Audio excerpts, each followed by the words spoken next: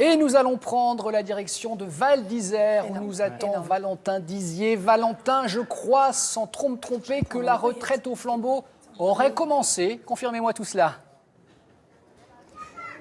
Et oui, bien sûr, je vous le confirme, vous le voyez même derrière moi, la retraite au flambeau qui nous a amenés depuis le front de neige de Val d'Isère jusqu'ici dans le centre du village où vont se terminer les célébrations du Téléthon 2019.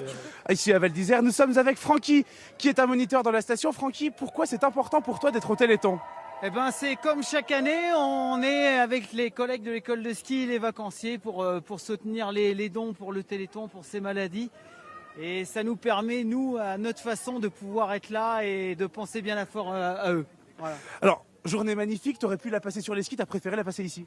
Eh bien oui, parce que chaque année, c'est assez court, c'est ce week-end-là et je pense que quand même c'est important de se mobiliser pour cette belle cause. Bon Francky, forcément c'est ici qu'ont été tournés le film Les Bronzés font du ski avec notre fameux moniteur Fernand Bonnevie. Le planter de bâton, comment on le fait ? Eh bien comme ça, monsieur Duss. Je suis de nouveau également avec Nicolas qui est l'organisateur du Téléthon ici à Val d'Isère. Alors, le Téléthon va se terminer d'ici une grosse demi-heure chez nous, mais on peut déjà faire un petit bilan, les chiffres sont très bons pour nous. Alors cette année c'est de très bons chiffres, on va dire 2-3 chiffres. La commune de Val d'Isère fait un don de 2 000 €, les remontées mécaniques 1 000 €, les enfants des écoles ont récolté 1 600 €. La creusiflette de ce midi, on est à peu près à 1 000 €. Alors que je vous parle, on serait à peu près à 7 500 € de dons. Donc ce qui est un très bon chiffre, on a encore bien sûr le temps pour donner au Téléthon et pour continuer ici à Val d'Isère avec bien évidemment le village où on va aller, je pense, déguster un petit verre de vin chaud. Ça se passe juste ici. On espère ne pas goûter à la liqueur de Judaï. Je vous rends l'antenne. Bonne soirée Paris. Merci beaucoup Valentin, avec modération évidemment, le vin chaud. Oui, tiens. Hommage aux bronzés, Oui. quand te reverrai-je ? Pays merveilleux. Tous ceux qui s'aiment vivent à deux. Mais Bravo. quelle voix de ténor, Écoutez, ce Damien Thévenot. Bon, j'espère qu'ils n'ont pas attrapé un méchant rune là-bas. Oh, bien. Vous avez compris pourquoi ? Mais j'ai compris pourquoi. Ça se prépare. On va parler de la petite bête qui monte, enfin plus précisément du petit train qui monte. Oui, le petit train de la Rune, on est en plein Pays Basque et figurez-vous que la vente des tickets est évidemment aujourd'hui au profit du Téléthon, n'est-ce pas Éric Perrin ?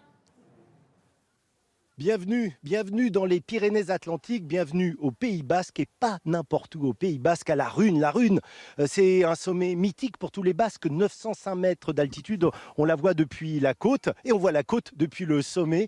Et nous sommes montés ici avec un moyen de locomotion un peu particulier, le train de la Rune. Il y avait une ambiance dans ce train en montant. Nous ne sommes pas au Pays Basque pour rien. Et quand vous mettez des Basques ensemble et qu'en plus vous rajoutez des instruments de musique, qu'est-ce qu'ils font ? Eh bien, ils chantent. Et parmi les chanteurs, il y avait Jean-Michel Garat, l'un des organisateurs de cette manifestation, car il faut le préciser, normalement, le petit train n'est pas ouvert à cette période. Absolument, le train est fermé l'hiver. Donc on a beaucoup de chance d'avoir le train ouvert aujourd'hui. Il ouvre pour le Téléthon. Et ça fait 25 ans que ça dure.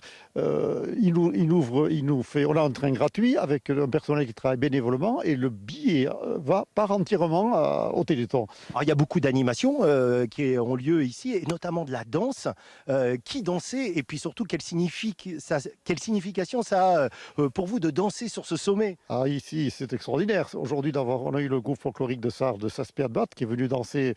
Ces jeunes filles sont venues danser sur le sommet de la Rune. C'était très symbolique, mais c'était un grand moment. Et au Pays Basque qu'on aime danser. Explique-moi ton implication dans le Téléthon. Oui, le Téléthon, ça fait 25 ans qu'on a le petit train qui monte pour le Téléthon. C'est vrai qu'au départ, les premières années, on se demandait le Téléthon, est-ce que ça va servir à quelque chose? Est-ce qu'il n'y a pas d'autres moyens de financer tout ça? Et puis on s'est rendu compte finalement, au fil des années, que c'était très important ce Téléthon. Et quand on voit les progrès que la médecine a fait, on ne peut pas rester insensible. Alors ces progrès, ils ont été faits grâce à vous qui donnez de l'argent depuis 25 ans. Continuez. Et pour montrer qu'on a toujours besoin des autres, je rejoins Stéphane Maury de l'association Egalaldia. Et Egalaldia, ça veut dire l'envol. L'envol, vous allez comprendre pourquoi, parce qu'on a vécu un moment très intense tout à l'heure. Tu es monté avec un pensionnaire un peu particulier, un jeune vautour qui s'était blessé, c'est ça? Voilà, un jeune vautour fauve qui avait fait une chute et qui s'était cassé l'aile. Donc...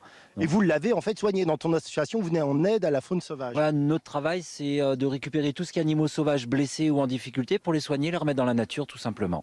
Alors, c'est pas évident de relâcher un vautour. On l'a vu, hein, tu l'as mis dehors, il a élargi ses ailes, c'est impressionnant, mais il a mis un petit peu de temps à partir. Bah, les vautours ont des très bonnes mémoires, donc là il s'est souvenu que son premier envol il s'était cassé une aile. Donc là il a vu le vide, il s'est dit bah si j'y vais, qu'est-ce qui va se passer? Donc il hésite, ils hésitent, donc au bout d'un moment ils y vont, mais vraiment il a mémorisé que bah, comme un enfant ou comme nous, quand on va bien se faire mal, on hésite à y retourner une deuxième fois, bah lui c'est pareil quoi.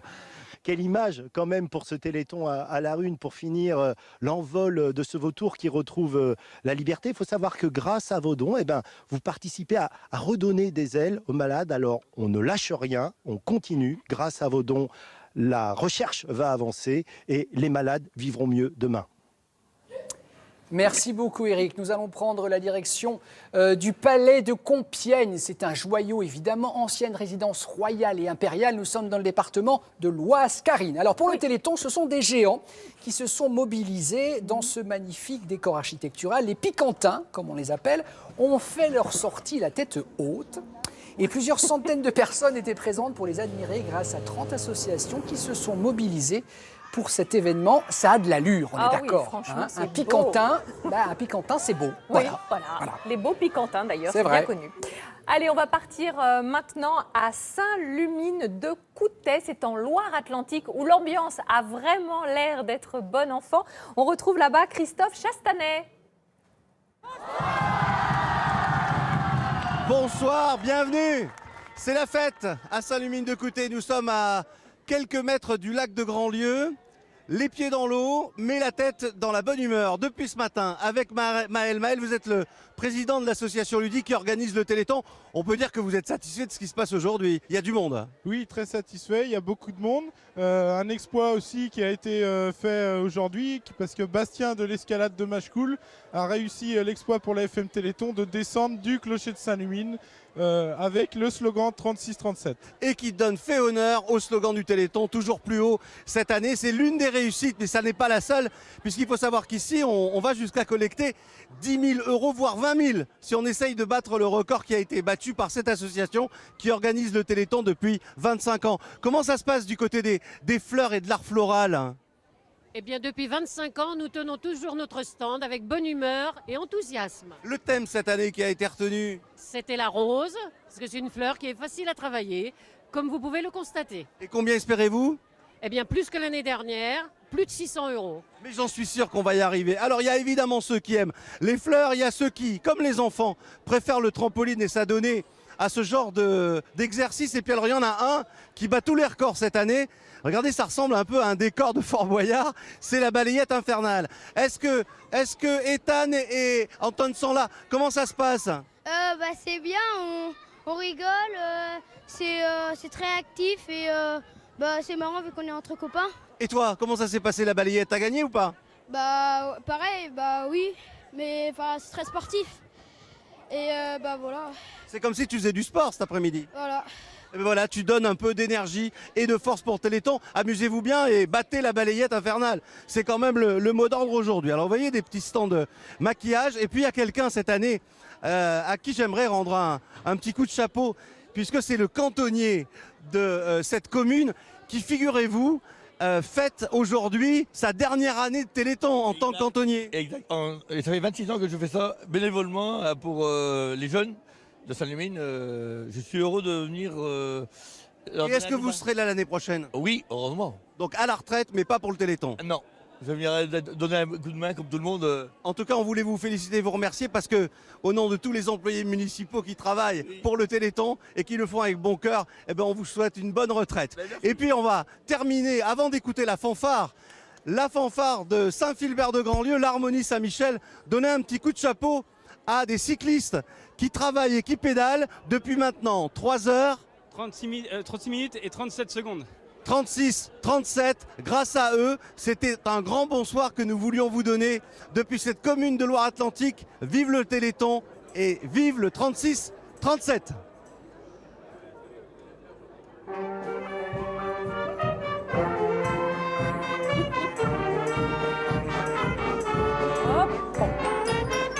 Merci beaucoup Christophe, merci à la fanfare, on vous souhaite de passer une très très belle soirée.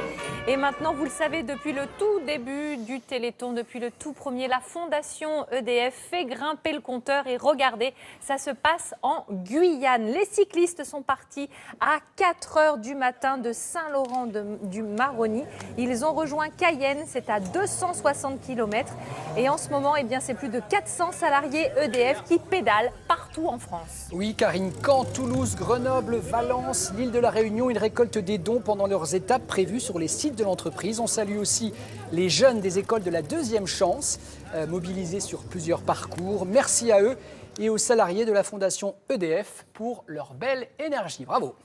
Et pour terminer ce journal du Téléthon, on va prendre la direction d'Ernie en Moselle puisque les habitants du village ont décidé de réaliser le plus haut bûcher enflammé. Remarquez, wow. C'est bien pour se tenir chaud. C'est un jeune malade qui a allumé ce feu de joie de plus de 4 mètres. Évidemment, les sapeurs-pompiers étaient sur le pont. Regardez-les. Bon, ils n'étaient pas tellement sur le pont, ils dansent. Et ça s'est terminé en flash mob. Vous le savez, avec plus de 200 personnes et le tout en musique.